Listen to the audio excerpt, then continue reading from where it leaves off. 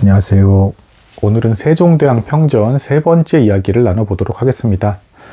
오늘 이야기는 태종 이방원과 이제 그 첫째 아들 양녕대군 간의 이제 갈등을 이제 이야기하게 될 것 같습니다.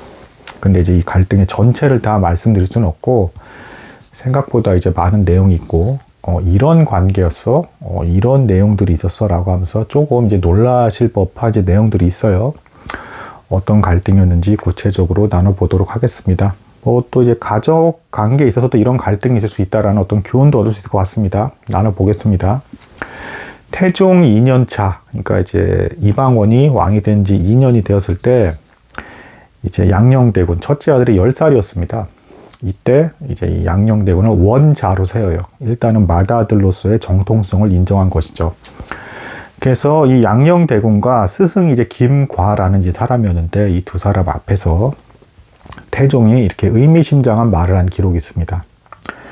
짐이 귀밑이 하얘지도록 이제 나이가 40이 되었는데, 그래도 꾸준히 책은 읽은 사람이다. 그러면서 이 10살 된 양녕대군에게 무언가 질문을 했고, 이것에 대해서 이 양녕대군이 잘 답을 하지 못하는 이런 사건이 발생을 합니다. 이것에 대해서 이제 이 태종 이방원이 그 스승인 김과에게 이제 통탄스럽다.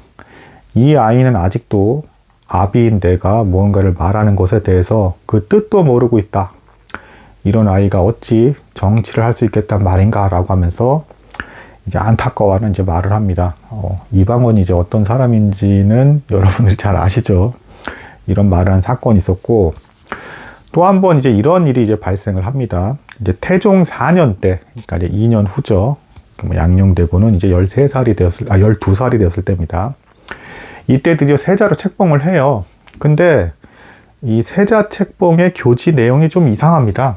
뭐라고 썼냐면, 양녕대군은 보통 사람들보다 자질이 뛰어나다.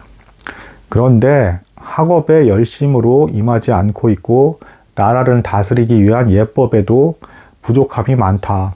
그런데 신하들이 이제 강권적으로 첫째 아이 장자를 왕으로 세워야 된다라고 말을 했기 때문에 세자로 책봉하노라, 이런 내용의 글을 이제 남겼습니다.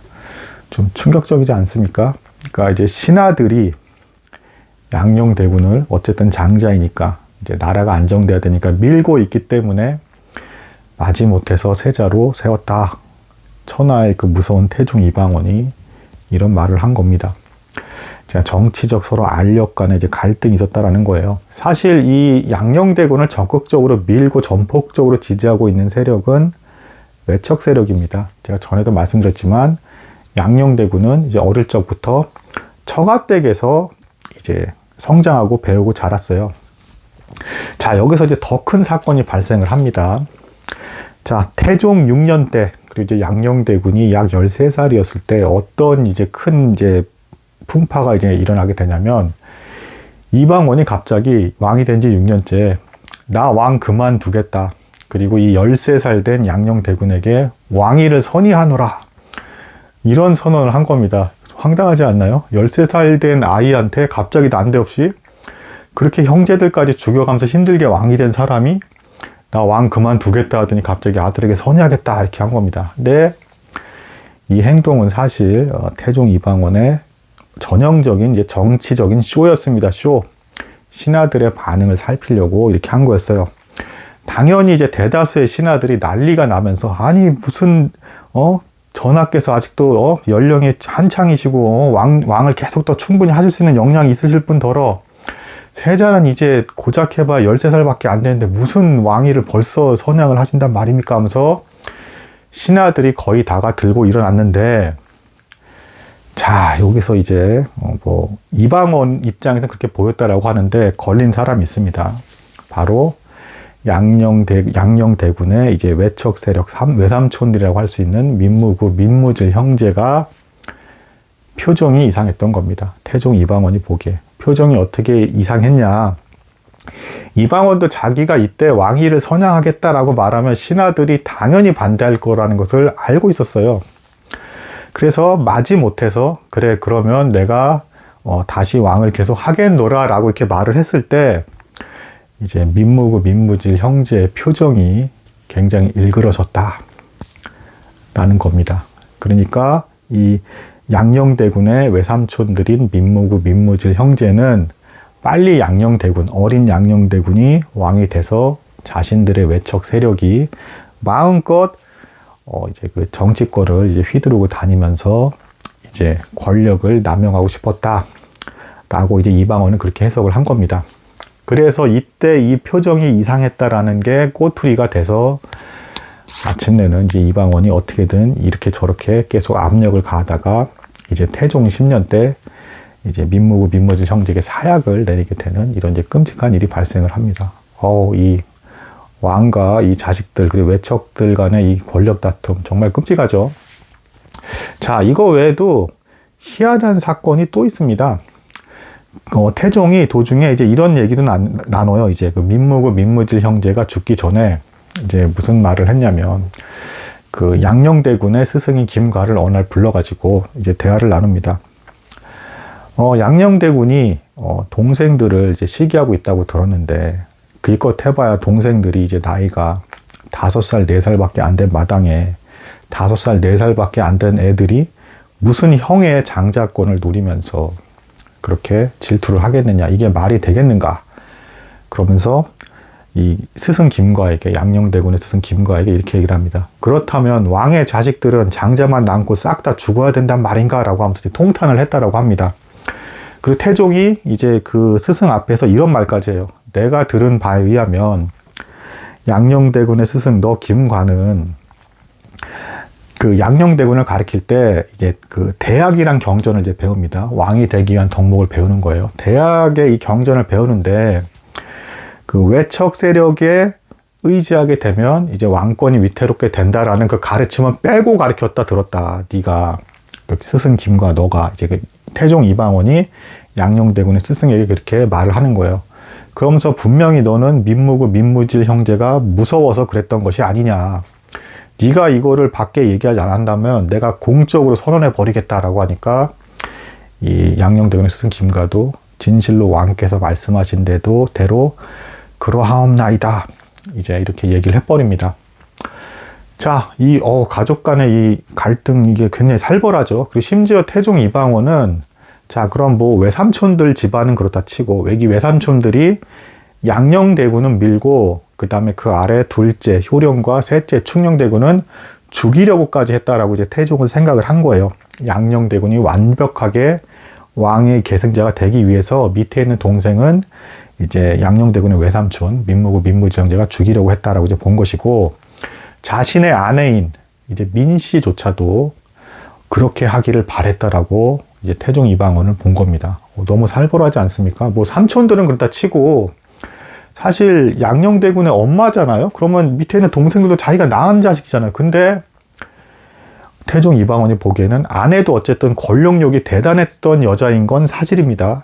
그래서 뭐 실제로 이방원을 왕위로 올릴 때 그 이방원의 형이었던 반관과 싸울 때 이제 갑옷까지 입고 나가서 싸우려고 했던 여자니까 굉장히 투쟁적이고 여장부에 권력욕이 있던 여자였단 말입니다. 근데 그렇다 하더라도 자신이 뱃속에서 나온 아이들인데 이제 밑에 있는 동생까지도 죽기를 바라면서 양녕대군을 왕위로 세우기 바란다. 이건 조금 무리가 아니었나 싶습니다. 근데 아무튼 이방원은 이제 그렇게 봤다라는 것. 무섭습니다.